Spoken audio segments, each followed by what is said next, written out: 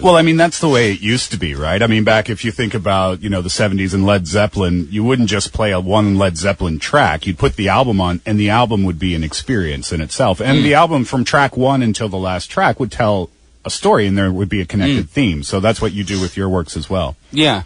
Mind you, with progressive rock, I mean, one song can be the length of an album anyway. Yeah, exactly, right.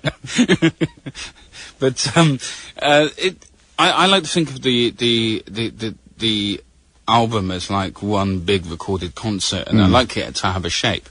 Because ideally I want people to buy the whole album, not just because you can download individual tracks on iTunes and different websites.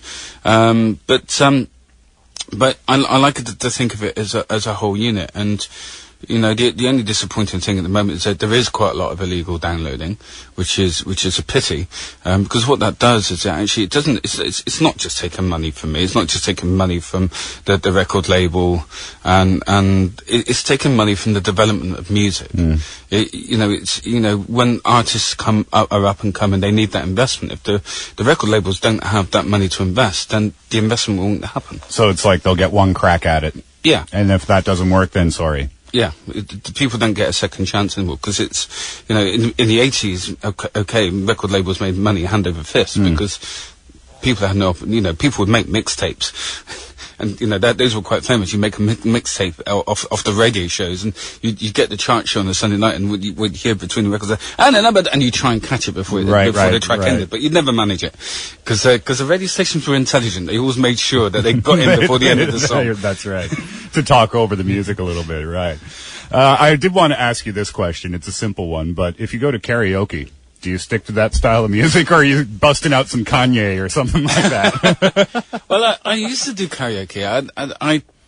I used to do things like Queen, or I think one of my favourite songs was "All Out of Love," Air Supply. Yep. Because it has that really long note at the end. I'm all out of love. That one. I'm not tempted to join in. I know what you're trying. I'm not tempted to join in. Why did I just try to sing when I'm interviewing Paul Potts on the radio? That wasn't very well thought out, as we can see. But I used to enjoy singing the last note and holding that note and just using breath support to get myself through 40 seconds of last note. But I used to love karaoke. I went into a local pub in my local area in South Wales and walked in, and of course they had the karaoke evening. So I said to my brother-in-law, I said, right, I think we're going to be leaving here quite soon. Yeah. It's karaoke evening. We will get lots of requests for me to go up and sing. Right. So I think I'll leave now. Tell us about the next song that we're going to hear, if you could, please. This song is one that I've actually, that I always dedicate a song to my wife, and this one's it. And she always looks at me and goes, stop doing that. It makes people talk about me. Right. Or it makes them want me to speak. But my attitude, is, I'm gonna do it anyway. Right. And, I'm a husband, so I don't necessarily do what I'm told. It's Love Story. It is track number 9 off of the new album Cinema Paradiso. It is Love Story from Love Story.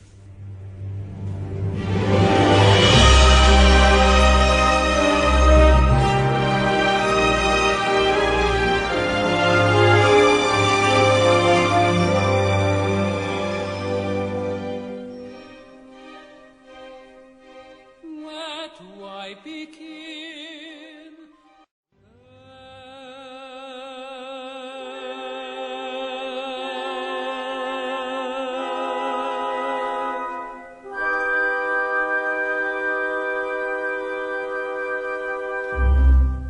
Just a few more minutes, unfortunately, to chat with Mr. Paul Potts.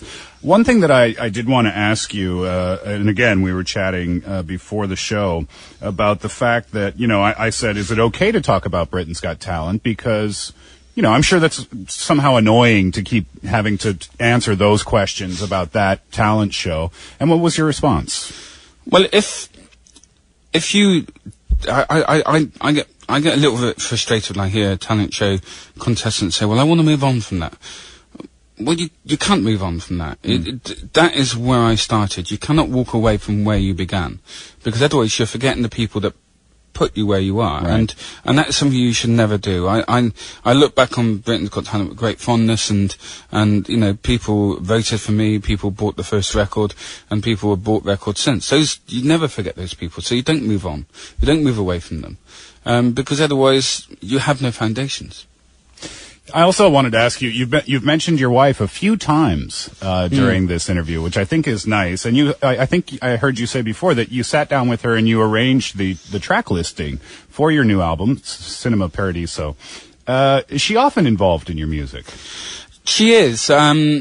She listens to a wide variety of music. You usually hear her listen to things like Evanescence or Bon Jovi is her favourite. Okay.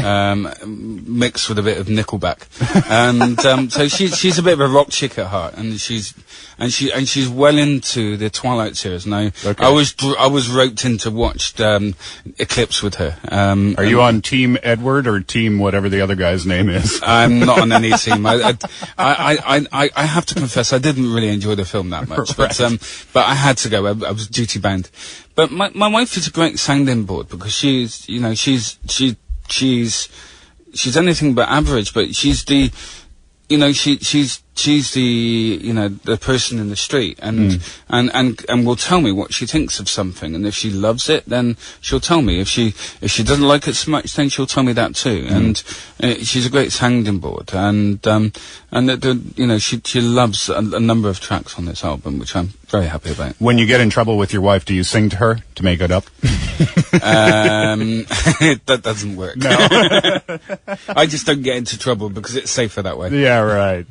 Let's talk about the album and why you're so proud of this versus your other two albums that came out recently. Well, I'm proud of all my albums, and I love making them all. But this one, I'm particularly happy with. I had more control over this album, and it was me that chose Simon Franklin to produce it, and I didn't think he'd say yes. And I just love the arrangements. They're almost epic in their style, and I think I've made progress in the last couple of years, and I'll still continue to work on my voice and my interpretation, and I love the feel of the album. So it came out just last week, did it not? Mm-hmm. And the opening country, or where it came out first, was Japan, and it's opening in different countries at different dates. Why Japan first, I wonder? I think that's just where the plan. I think that's just the way things worked out. You have to plan it around how you promote it and TV shows, and it's been very successful in Japan, the last two records, and as well as many other countries as well. So it wasn't sort of planned, you know, well, I like this country more, so I'll do that one first. It's not quite like that. You have to have a plan. When you're releasing in different places in the world, you can't really do it all at one time, because you can't promote it then. Because you can't be everywhere at the same time, right? Other than creating a hologram. Yeah, right. Then you wouldn't know who was actually me.